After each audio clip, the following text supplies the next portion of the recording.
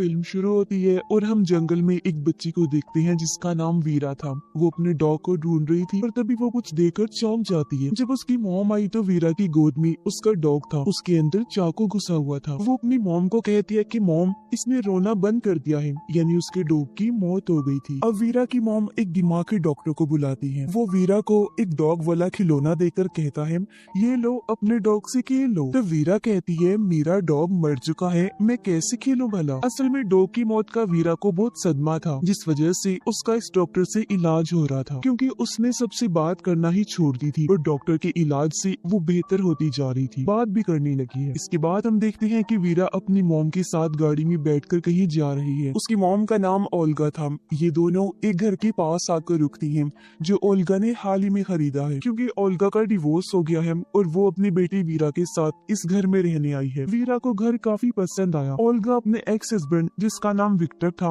उसे मैसेज करके कहती है कि हम नए घर में आ गए हैं, जो हम दोनों को बहुत पसंद आया है। वीरा भी नॉर्मल हो रही है और इस तरह वो अपने हस्बैंड को खबर करती रहती है। जैसे ही रात हुई, लाइट्स टिमटिमाने लगती हैं, पर इस पर ओल्गा का ध्यान नहीं गया और वो वीरा को उसके कमरे में सुलाने चली गई। फिर जब वो अपने कमरे में जा रही थी तो एडी का दरवाजा खुला हुआ देखती है, जो हालांकि पहले बंद था। तब हैरान होकर वो चेक करने गई, एटी खाली था, बस वहाँ एक बॉक्स पड़ा हुआ था। ये बॉक्स भी ओल्गा ने पहले वहाँ नहीं देखा था, इसलिए वो इसे खोलकर देखती है, जिसके अंदर एक डायरी और बहुत सारी छोटे छोटे चीजें पड़ी हुई थी। इसी के साथ उसे नीचे से आवाज आने लगी। वो सोचती है ये वीरा होगी जो नींद से जाग गई है और ऊपर मेरे पास आ रही होगी, पर जैसे वो उठी उसे ऐसा महसूस होता है जैसे कोई परछाई मेरे पास से गुजरी है। पर उसने सोचा ये मेरा वहम होगा, मेरी ही परछाई होगी जिससे मैं घबरा रही हूँ। इस चीज पर वो ज्यादा ध्यान ना देते हुए अपने कमरे में सोने के लिए चली जाती है। अगली सुबह उसने एजेंसी को मैसेज किया, कहती है कि आपने तो कहा था कि पूरा घर खाली है, पर एटिक में बॉक्स है जिसके अंदर डायरी और कुछ सामान है, जरा पता लगवाइए कि वो किसका है। फिर आज वीकेंड था, जहाँ विक्टर वीरा को लेने आया हुआ था, क्योंकि कोर्ट के मुताबिक वीरा बाकी दिन अपनी मॉम के साथ रहेगी, जबकि वीकेंड पर डैड के साथ। तो वीरा भी खुशी से अपना सामान पैक करके आ जाती है जाने के लिए, क्योंकि उसके डैड ने वादा किया था कि वो उसे घोड़े की सवारी करवाएगा। लेकिन अब विक्टर ये कह देता है कि बेटा,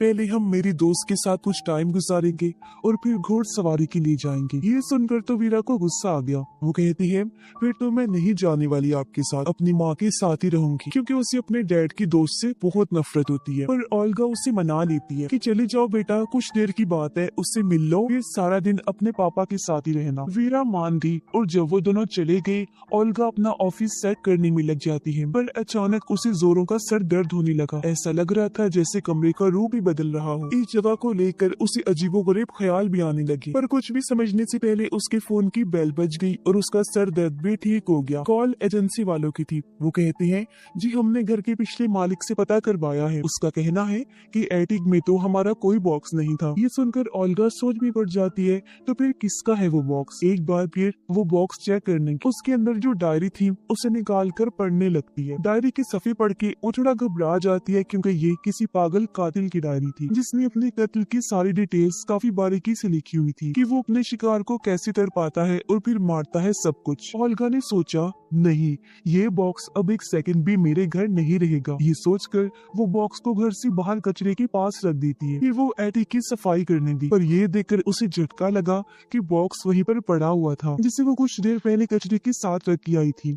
वो फिर से एटिक में आ गया। ओल्गा घबराकर घर से बाहर जाने लगी, पर तभी विक्टर की कॉल आई। वो तो और डरा देने वाली बात बताता है कि वीरा ने अपना हाथ ही काट लिया है और हम हॉस्पिटल में हैं। ये सुनकर तो फौरन ओल्गा हॉस्पिटल पहुंची, जहां विक्टर के साथ उसकी दोस्त भी थी। ओल्गा कहती है, आखिर तुमने उसे चाकू दिया ही क्यों? विक्टर की दोस्त कहती है, मैं किचन में काम कर रही थी, वो मेरे पास आकर जिद करने लगी कि मुझे चाकू दो, मैं आपके साथ काम करवाऊंगी। हालांकि मैंने चाकू उससे लेकर रख भी दिया था, और उसने दोबारा चाकू लिया और अपना हाथ काट लिया। लो बताओ, ये कोई बात है? ओल्गा सोचती है, कोई हाल नहीं, कितने लापरवाह लोग हैं। तभी डॉक्टर आया। वो बताता है कि आप लोग घबराए नहीं, कोई खतरे वाली बात नहीं है, बस 4-5 दिन रोजाना उसकी पट्टी चेंज करनी होगी ताकि वो ठीक हो जाए। अब ओल्गा उनसे कहती है, अच्छा मैं जा रही हूँ, अगर वीरा ने मुझे देखा तो मेरे साथ चलने की जिद करेगी, मैं उसे कल लेकर जाऊंगी, क्योंकि नया घर है, मैं कुछ काम करवा रही हूँ। पर हम जानते हैं कि वो झूठ बोल रही है, वजह तो वो बॉक्स है, पर वो उनसे छुपाती है। तब विक्टर की दोस्त कहती है, अगर घर का काम चल रहा है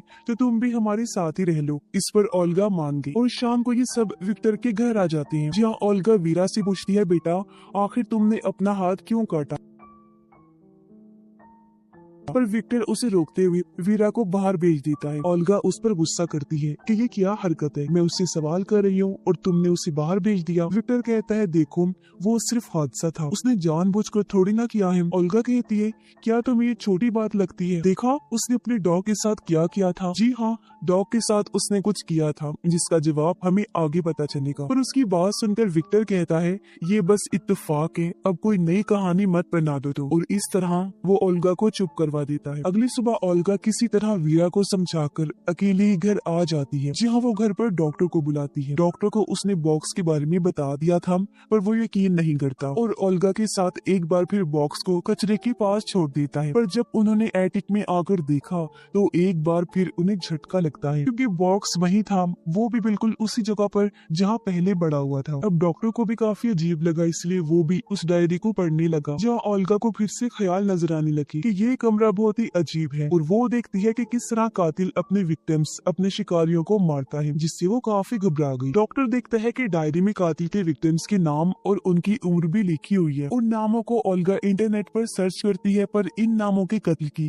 कोई भी न्यूज उसे नहीं मिलती। इसलिए ओल्गा कहती है, हो सकता है ये सारे कत्ल जो डायरी में लिखे गए हैं वो सिर्फ ख्याल हो। जब डॉक्टर कहते हैं कि कत्ल करने की जो टाइमिंग्स लिखी गई हैं और जो डिटेल्स हैं उन्हें देखकर लग नहीं रहा कि ये ख्याल है। जैसे कि एक विक्टिम को जब मारा तो उसे 6:45 पर होश आया, लेकिन फिर 7:45 पर उसकी मौत भी हो गई। बॉक्स में से उन्हें एक इयररिंग्स की जोड़ी मिलती है जो कुछ पुरानी लग रही थी, और इन सारी चीजों से ओल्गा काफी परेशान हो जाती है, क्योंकि उसने अपने सारे जमा किए हुए पैसे घर पर लगा दिए थे। इसीलिए वो सोचती है सब कुछ बेकार में चला गया। उसे समझ नहीं आ रही थी मैं अब क्या करूं। अगले दिन भी ये दोनों डायरी को देख रही थी, जहाँ एक औरत का स्केच बना हुआ था, जिसकी शक्ल काफी हद तक ओल्गा से मिल रही थी, लेकिन उसके माथे पर बस चोट के निशान थे। तब डॉक्टर कहता है, मेरी एक दोस्त है जो राइटिंग एक्सपर्ट है, वो ये डायरी देखकर पागल कातिल के बारे में सब कुछ बता सकती है, और ये भी क्या जो इसमें लिखा है वो कातिल नहीं लिखा है, साथ ही और भी कई सारी बातें। तभी विक्टर वीरा को घर छोड़ने आता है, और जब डॉक्टर वीरा के हाथ पर पट्टीबंदी देखता है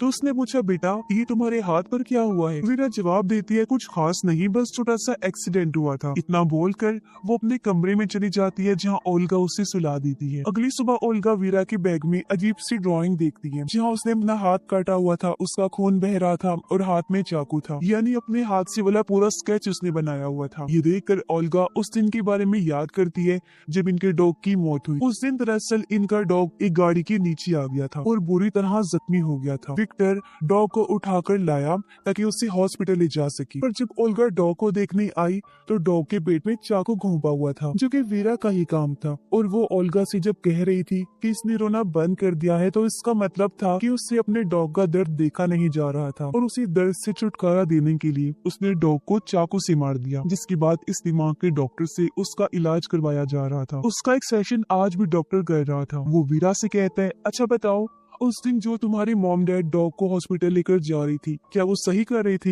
ये जो तुमने किया वो ठीक था? वीरा कहती है, जो मैंने किया वो ही ठीक था। वो बेचारा दर्द में तड़प रहा था, मॉम डैड को तो उसकी तकलीफ का एहसास ही नहीं हुआ। मुझसे उसका दर्द देखा नहीं गया तो मैंने दर्द से उसकी जान छुड़वा दी। फिर डॉक्टर पूछता है, अच्छा उस दिन तुमने अपना हाथ क्यों काटा? वीरा जवाब देती है, सारी गलती मेरे पापा की दोस्त की है, उसे आता ही नहीं मेरा ख्याल रखना। दरअसल उस दिन वीरा ने अपना हाथ पे जानबूझकर काटा था, ताकि वो विक्टर की दोस्त पर इल्जाम देकर उसे कसूरवार साबित कर सके, क्योंकि वो उसे पसंद जो नहीं थी। अगले दिन ओल्गा और डॉक्टर राइटिंग एक्सपर्ट के पास जाते हैं, उसे पागल कातिल की डायरी देते हैं। डायरी की हर चीज को गौर से देखने के बाद वो बताती है कि इस डायरी को 3 हिस्सों में बांटा जा सकता है। पहली 2 जो विक्टिम्स हैं उन पर जुल्म करने की, उन्हें मारने की पूरी डिटेल्स लिखी हुई है, लेकिन जो तीसरा विक्टिम है जिसका नाम मार्टिन है, उसे शायद अभी कातिल ने मारना शुरू किया हो, क्योंकि उसकी कत्ल की कोई डिटेल नहीं लिखी हुई। हो सकता है अभी कातिल ने उसे ना मारा हो। और हाँ, इन तीनों विक्टिम्स के अलावा डायरी में चौथे विक्टिम के होने के चांसेस भी नजर आ रहे हैं, जिसके बारे में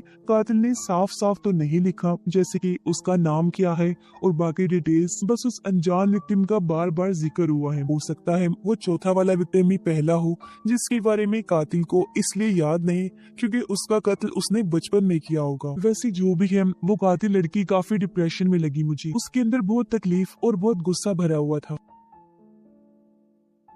और ये सुनकर तो दोनों काफी चौंक गई। कहते हैं क्या कहा आपने, कातिल लड़की? एक्सपर्ट कहती है कि हाँ, इस राइटिंग को देखने से साफ लग रहा है कि पागल कातिल एक लड़की है। और तो और इसके लिखने का अंदाज भी अनोखा है। अब जैसे आमतौर पर हम अंगूठे और इंडेक्स उंगली से लिखते हैं, पर कातिल ने अपने अंगूठे और बीच वाली उंगली से पेन को पकड़ के लिखा हुआ है। अब ये सारी बातें सुनकर ओल्गा काफी परेशान हो गई। वो सोचती है अब मैं क्या करूँ, एक पागल कातिल के घर में कैसे अपनी बच्ची को रखूं? ऊपर से मुझे भी हर टाइम ऐसा महसूस होता है जैसे कातिल घर में ही है। जब डॉक्टर उसे कहता है तुम ऐसा करो, उसे विक्टर के घर छोड़ दो और फिर सोचेंगे कि आगे क्या करना है, और जब सारे हालात ठीक होंगे तुम तब उसे वापस लेकर आना। डॉक्टर ओल्गा को भी दवाई देता है खाने के लिए, क्योंकि वो काफी परेशान थी। दवाई खाकर वो जब नहाने गई तो उसे अपने कमरे से आवाज आती है। उसने जब जाकर चेक किया तो वो किसी की परछाई को देखती है। उसे पकड़ने के लिए जब ओल्गा पीछे भागी तो अचानक कोई उसके सर पर जोर से मारता है, जिससे वो नीचे गिर गई। उसकी आवाज सुनकर डॉक्टर फौरन यहाँ आकर उसे संभालता है। ओल्गा उसे बताती है कि वो कातिल घर में ही है, मैंने उसे देखा था और उसने मुझ पर हमला किया है। पर डॉक्टर को तो वहाँ कोई नजर नहीं आता। पर तभी एटिक में से किसी के भागने की आवाज आई। डॉक्टर सोचता है ये जरूर कातिल ही होगी, इसीलिए वो जाकर जब चेक करता है तो वहाँ जख्मी हालत में ओल्गा बैठी हुई थी, जो अभी भी उस डायरी को पढ़ रही होती है। वो डॉक्टर को कहती है कि देखो, अभी तक इस डायरी में ये लिखा हुआ था कि मार्टिन पर सिर्फ जुल्म किया जा रहा है, पर अब तो इस पर ये भी लिखा हुआ है कि अगले 48 घंटों में उसकी मौत हो जाएगी। ऐसा लग रहा है कि जो भी वो कातिल करती है ना, वो अपने आप ही इस डायरी में लिखा जाता है, और अब हमें मार्टिन का पता लगाकर उसकी जान बचानी हो। फिर जब ओल्गा ने गौर किया तो वो डॉक्टर को उसी औरत का स्केच दिखाती है जिसकी शक्ल ओल्गा से मिल रही थी। वो कहती है देखो, मेरे जैसे इस औरत की माथे पर चोट का निशान है, जो पहले मेरे माथे पर नहीं था पर अब बिल्कुल उसी जगह पर बन गया है। मुझे समझ नहीं आ रही कि क्या हो रहा है। मैंने इतना अंदाजा लगाया है कि डायरी में जो भी लिखा है वो प्रेजेंट इन्हीं मौजूदा वक्त में हो जाता है। मतलब डायरी के हिसाब से माजी में लिखी गई चीजें प्रेजेंट टाइम और फ्यूचर टाइम इन्हीं आने वाले वक्त में होंगी। वो डॉक्टर को कहती है कि मेरी बात पे यकीन करो, मैं सच कह रही हूँ, और चलो मार्टिन को बचा ले चलते हैं। डॉक्टर उसकी बात मान लेता है और ये डायरी में लिखी गई मार्टिन की डिटेल्स निकालते हैं, जहाँ से इन्हें एक रेस्टोरेंट का पता चला। ये जब वहाँ गए तो पता चला कि वो रेस्टोरेंट तो अभी बन रहा है। ये दोनों वहाँ की औरत से कहते हैं कि हम मार्टिन से मिलना चाहते हैं। औरत के हाथ में एक बच्चा था। वो कहती है ये रहा मेरा बेटा, इसी का नाम मार्टिन है। अब डायरी के हिसाब से मार्टिन की उम्र तो 32 साल होगी। तो ये दोनों सोचते हैं कि क्या जब मार्टिन 32 साल का होगा तब उसकी मौत होगी। इस सोच के साथ उनका दिमाग चकरा गया और वो घर आ जाती है। ओल्गा कहती है मुझे इस बात की परेशानी हो रही है कि 48 घंटे खत्म होने को है, मार्टिन को हमें बचाना है, कैसे बचाएं? पर तभी ओल्गा ने बड़ा चौंका देने वाला सीन देखा कि वीरा के हाथ पर पट्टी लगी हुई है, जिस वजह से वो अंगूठे के साथ अपने इंडेक्स वाली फिंगर इस्तेमाल नहीं कर पा रही थी। इसीलिए वो अंगूठे और दरमियान वाली उंगली की मदद से पेंसिल पकड़कर ड्राइंग कर रही थी। यानी वही चीज जो एक्सपर्ट ने कातिल के बारे में बताई थी। ओल्गा उससे पेंसिल छीलकर कहती है कि जब तक तुम्हारा हाथ ठीक नहीं हो जाता तुम ड्राइंग नहीं करोगी। ये सुनकर वीरा को अपनी मॉम पर गुस्सा आ गया, पर तभी विक्टर की आवाज आई और वो भागकर अपने डैड के पास चली जाती है। और ये क्या, विक्टर तो वीरा के लिए गिफ्ट के तौर पर गोही बॉक्स लेकर आया था जो एटिक से जाने का नाम ही नहीं ले रहा। ओल्गा तो एकदम सुन पड़ जाती है, उसे समझ नहीं आ रही थी कि ये क्या हो रहा है। और वो बॉक्स और वीरा को एटिक में लेकर गई और उससे पूछती है बेटा जो चीजें इस बॉक्स में है क्या तुम उनके बारे में जानती हो? पर वीरा कहती है नहीं मॉम, बिल्कुल भी नहीं। इस पर ओल्गा उसे वहाँ से भेज देती है। और अब जब उसने डायरी को देखा तो उसमें लिखा था कि मार्टिन की मौत हो गई है। ओल्गा फिर परेशान होती है, साथ ही उसे दुख भी हो रहा था कि मैं कुछ नहीं कर पा रही हूँ। इस बारे में जब डॉक्टर उससे पूछता है तो ओल्गा बताती है कि वो पागल कातिल और कोई नहीं बल्कि वीरा है, मेरी बेटी, जो अभी तो बहुत मासूम लगती है पर बड़े होकर फ्यूचर में वो एक पागल कातिल बनने वाली है। फ्यूचर में जो भी खून वो करेगी उन सब की डिटेल्स इस डायरी में लिखी हुई है, जो बताकर उसने डॉक्टर को डायरी दिखाई जहाँ मार्टिन की मौत का जिक्र था। ओल्गा रोने लगी, कहती है आखिर मेरी परवरिश में क्या ऐसी कमी रह गई थी कि मेरी बेटी एक कातिल बनेगी, पर मैं उसे कातिल बनने नहीं देने वाली, प्लीज मेरी मदद करो। इस पर डॉक्टर कहता छोटी बच्ची है अभी वो, हम उसका इलाज कर रहे हैं ना, तुम परेशान ना हो, ठीक हो जाएगी। और डायरी में ये भी लिखा हुआ था कि किसी गलत वाइब्रेशन की वजह से उसने अपना पहला कत्ल किया, और अगर हम उस वाइब्रेशन के बारे में पता लगा ले तो हम उसे रोक सकते हैं। इससे ना वो अपना पहला खून करेगी और ना ही कातिल बनेगी। ओल्गा कहती है वो बात ठीक है, पर अगर उसका पहला विक्टिम डॉग ही था तो फिर उसे तो वीरा ने मार ही दिया है ना, इसलिए अब ये लोग दोबारा राइटिंग एक्सपर्ट के पास गए। तो वो बताती है कि डायरी में किए गए उसने सारे खून बड़ी होकर किए हैं, और जो डॉग को उसने मारा है ना, वो तो बचपन में उसने किया। अपनी तरफ से उसे लग रहा था कि उसने ठीक किया, डॉग को तड़पते हुए उसे देखा नहीं गया तो उसने मार दिया उसे। बचपन में ये की गई गलती को हम खून नहीं गिनेंगे, खून उसने बड़े होकर किया। और उसका पहला विक्टिम वो चौथा है जिसके बारे में मैंने बताया था कि उसका नाम वगैरह नहीं लिखा गया, बस उसका जिक्र हुआ है। और हाँ, हो सकता है उस पहले विक्टिम ने ही बच्ची को कुछ कहा होगा, उसके साथ कुछ किया होगा कि उसे गुस्सा आ गया। हो सकता है कि उसने बचपन में बच्चे की जान लेने की कोशिश की हो, जिसका बदला फिर बच्ची ने बड़े होकर लिया और उसके अंदर का जानवर जाग गया और उसने अपना पहला कत्ल किया, जिसका जिक्र डायरी में कहीं पर भी नहीं। अगली सुबह बेबस होकर ओल्गा वीरा की बर्थडे पार्टी में बैठी होती है और वीरा आराम से खेल रही थी, और तभी विक्टर अपने दोस्त को इयररिंग्स गिफ्ट देता है, जो देख ओल्गा को शौक लगा, क्योंकि ये वही इयररिंग्स थे जो उसे उस बॉक्स में से मिली थी, कातिल का बॉक्स यानी कि वीरा का बॉक्स। जो देखकर ओल्गा समझ गई कि इसका मतलब वीरा की पहली विक्टिम विक्टर की दोस्त है, यानी बड़े होकर वीरा सबसे पहले उसे मानकर अपना पहला कत्ल करेगी, क्योंकि वो उससे सख्त नफरत जो करती है। इसलिए ओल्गा जब उसे घर लेकर आई तो फैसला करती है कि आइंदा के बाद में वीरा को कभी विक्टर के घर नहीं भेजूंगी, क्योंकि वो कैसे भी करके अपनी बेटी को कातिल बनने से बचाना चाहती थी। जैसे वीकेंड हुआ, विक्टर बार बार ओल्गा को कॉल करने लगा ताकि वो वीरा को ले जा सके, पर वो बार बार फोन काटती रहती है। अब ऐसे कुछ दिन गुजर गए जहाँ ओल्गा सोचती है हो सकता है पहला विक्टिम विक्टर की दोस्त नहीं बल्कि कोई और ही हो। इसी चीज को सोचते हुए वो एटिक में आकर बॉक्स के पास खड़ी हो जाती है और कहती है, मैं जानती हूँ वीरा तुम इधर ही हो, मेरी जान मामा आपकी मदद करना चाहती है। मुझे बताओ कि वो वाइब्रेशन क्या है जिसके बारे में तुमने अपनी डायरी में लिखा हुआ है, मैं तुम्हें उससे बचाना चाहती हूँ। अब फिर से ओल्गा को एक परछाई भागती हुई नजर आई, जिसके साथ ही वीरा के कमरे से आवाज भी आती है। ओल्गा भागकर उसके रूम की तरफ गई, लेकिन दरवाजा बंद हो गया। ओल्गा दरवाजा पीटती है, कहती है बेटा तुम ठीक तो हो ना, दरवाजा खोलो, लेकिन दरवाजा नहीं खुला। तब ओल्गा दूर से भागकर आई और दरवाजा खोल देती है, पर ठीक तभी वीरा भी दरवाजा खोलने आई थी, जिससे उसके मुंह पर चोट लग गई। उसका खून निकल रहा था और अब वो कोने में बैठी रो रही होती है। ओल्गा उसे चुप करवा के प्यार करती है और कहती है, आई एम सॉरी बेटा, मुझसे गलती हो गई है, प्लीज मुझे माफ कर दो। और वो आज रात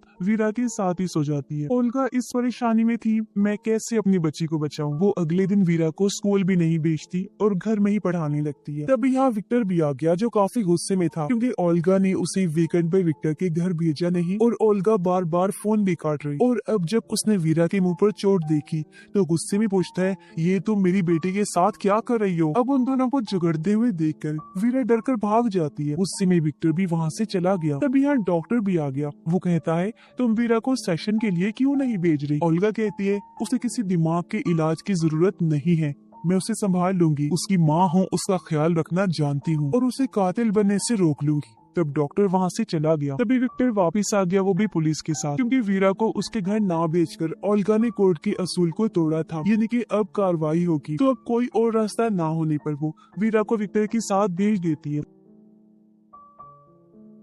रात को जब वो लोग खाना खा रही थी तो विक्टर की दोस्त उसे कहती है, बेटा हम कल घूमने जाएंगे। तब वीरा बड़े गुस्से में उसके मुंह पर ही कह देती है कि नहीं, मैं आपके साथ कहीं नहीं जाऊंगी, क्योंकि आप मेरे डैड की दोस्त हैं, मेरी माँ नहीं। समझ आ गई। ये सुनकर विक्टर को गुस्सा आ गया और वो वीरा को डांट देता है। तब वीरा भी गुस्से में वहाँ से चली गई। उधर ओल्गा और डॉक्टर ये सोच सोच कर परेशान हो रहे थे कि आखिर वो वाइब्रेशन क्या होगी जो वीरा को कत्ल करने पर उकसाएगी। उसकी जिंदगी में ऐसा क्या होगा कि उसकी पूरी जिंदगी ही पलटने वाली है। अब अचानक हर चीज हिलने लगी। इन्हें लगा कि शायद अर्थक्वेक आया है, यानी जल्जला। इनके साथ उधर विक्टर का घर भी हिल जाता है। तब विक्टर उसकी दोस्त भागकर वीरा के कमरे में आए ताकि उसे अपने साथ लेकर बाहर जा सके, पर वो मना कर देती है। कुछ देर बाद जब अर्थक्वेक रुका तो ओल्गा डॉक्टर से कहती है, कहीं यही वो वाइब्रेशन तो नहीं जिससे वीरा कातिल बन जाएगी। इसी सोच के साथ दोनों विक्टर के घर जाने लगी, पर रास्ते में अर्थक्वेक की वजह से काफी बड़ा पेड़ गिरा हुआ था। इन यहाँ फंस गई थी। उधर जब विक्टर और उसकी दोस्त सो रहे थे तो तभी चुपके से उनके कमरे में वीरा आई, जिसने हाथ में कैंची पकड़ी हुई थी। अब विक्टर ने अपनी दोस्त को जो इयररिंग्स दिए थे वीरा वो उठा लेती है, यानी कि ये इयररिंग्स इस तरह उस बॉक्स में आई थी। अब लग रहा था कि कैंची से वो उसका गला काट देगी, लेकिन बदला लेने के लिए वो बस उसके बाल काट देती है। पर अचानक विक्टर की दोस्त की चौंक कर आंख खुल जाती है। वो बौखलाते हुए उठ गई। तब विक्टर वीरा को बाहर लेकर गया उसे डांट देता है, ये तुम क्या हरकत कर रही थी, हाँ पागल हो गई हो। वो उसे और भी बुरा भला कहकर खूब डांटने लगता है। वीरा रोते हुए वहीं सीढ़ियों के पास बैठती कहती है मुझे मॉम के पास जाना है। तभी यहाँ ओल्गा और डॉक्टर भी आ गए। ओल्गा के पास भी इस घर की चाबी थी और जब वो अंदर आई तो उसे किसी के गिरने की आवाज आई और जब उसने जाकर देखा तो वहाँ विक्टर की लाश थी, यानी उसे मार दिया गया था। और जिस पहले कत्ल का डर ओल्गा को था आखिर वो हो ही गया। ऊपर सीढ़ियों के पास वीरा बैठी हुई थी। असल में विक्टर उसे लगातार डांटता ही जा रहा था, जिस बात से गुस्सा होकर उसने विक्टर को धक्का मारा और वो किनारे पर ही खड़ा था। उसका पैर फिसला और सीढ़ियों में आकर गिरा और उसकी मौत हो गई। ये देखकर ओल्गा पूरी तरह टूट गई, फूट फूट कर रोने लगती है, क्योंकि ये पहला कत्ल एक ट्रिगर की तरह है कि अगर ये हो गया तो फिर बाकी कत्ल भी होंगे। और ओल्गा की लाख कोशिश के बाद भी कोई वीरा को कातिल बनने से नहीं रोक सकता। खैर जैसे अगली सुबह हुई, एम्बुलेंस टीम, पुलिस सब आ जाते हैं। डॉक्टर ओल्गा से कहते हैं कि वीरा को नहीं लेकर जा सकती तुम, क्योंकि अभी इन्वेस्टिगेशन चल रही है। अब जैसे ओल्गा अकेली हुई, मौके का फायदा उठाकर चुपके से वीरा को लेकर गाड़ी में बैठती है और वहाँ से ले जाती है। अब ओल्गा ऐसा अपनी बच्ची को बचाने के लिए नहीं कर रही थी, बल्कि वो वीरा को कहती है कि बेटा तुमने जिसे सीढ़ियों से धक्का देकर मारा है ना, वो तुम्हारे डैड थे। मुझे लग रहा था कि तुम बड़े होकर कातिल बनोगी, पर तुम तो बचपन में ही बन चुकी हो। पर अब मैं नहीं चाहती कि मजीद तुम्हारे हाथों किसी की भी जान चली जाए, इसीलिए मैंने फैसला किया है कि हम दोनों को मर जाना चाहिए। ये कहकर ओल्गा ने गाड़ी तेज कर ली। वो जानबूझकर एक्सीडेंट करवा देती है, जिससे उनकी गाड़ी पलट गई और स्क्रीन ब्लैक हो जाती है। अगले सीन में हम देखते हैं कि ओल्गा बच तो गई है, पर उसकी हालत बहुत खराब है। उसे काफी चोटें आई थी। सिर्फ वही नहीं बल्कि वीरा भी बच गई थी। वो सामने बैठी हुई थी, लेकिन उससे कम चोटें आई थी। वो ओल्गा को घूर कर देखती है। ऐसा लग रहा था जैसे सोच रही हो कि तुमने मेरी जान लेने की कोशिश की है ना, देखना तुम्हारी साथ भी हिसाब बराबर करूंगी। अब यहाँ हम याद करते हैं कि राइटिंग एक्सपर्ट ने कहा था कि वीरा के पहले विक्टिम ने उसके साथ कुछ किया होगा, उसे गुस्सा दिलाया, उसे चोट पहुंचाने की कोशिश की होगी। जब भी वीरा को गुस्सा आया, उसका दिमाग खराब हुआ और उसके अंदर का जानवर जाग गया। और जब भी उसने अपना बदला लेने के लिए अपने उस पहले विक्टिम को मार दिया, जिसके बाद उसे लोगों को मारने की लत लग गई, जहाँ बड़ी होने के बाद उसने और भी लोगों का कत्ल किया। अब हम जानते हैं कि हालांकि विक्टर वीरा की वजह से ही मरा है, पर उसने तो वैसे ही खुद से दूर करने के लिए उसे धक्का दिया था। मतलब उसका इरादा अपने डैड को मारने का नहीं था, यानी वो बस एक एक्सीडेंट था। पर जैसा कि हमने देखा कि ओल्गा ने उसकी जान लेने की कोशिश की, तो तब बदला लेने के लिए वीरा पहला कत्ल ओल्गा का करेगी, यानी उसका पहला विक्टिम और कोई नहीं बल्कि उसकी माँ है। वो पहला कत्ल उसका करेगी। और बॉक्स बार बार इसलिए एटिक में आ रहा था क्योंकि अर्थक्वेक आने से टाइम ट्रेवल यानी पास्ट प्रेजेंट का पोर्टल वहाँ पर खुल गया था, जहाँ से ही बार बार वो एटिक में आया जाया करता था। क्योंकि इसके बाद भी कई साल वीरा उसी घर में रही और लोगों के खून, उन्हें मारना पीटना सब वो यही करती, जिसके बारे में उस डायरी में सब कुछ लिखा हुआ है। और इस तरह ये लूप चलता रहा और बार बार बॉक्स वापस आने के पीछे यही वजह है। अपनी माँ ओल्गा का पहला खून करने के बाद वो आखिर पागल कातिल बन जाएगी, जो सीरियल किलर होगी, यानी कि वो किसी को भी नहीं छोड़ेगी। और इसी भयानक एंडिंग के साथ ये फिल्म इधर ही खत्म हो जाती है।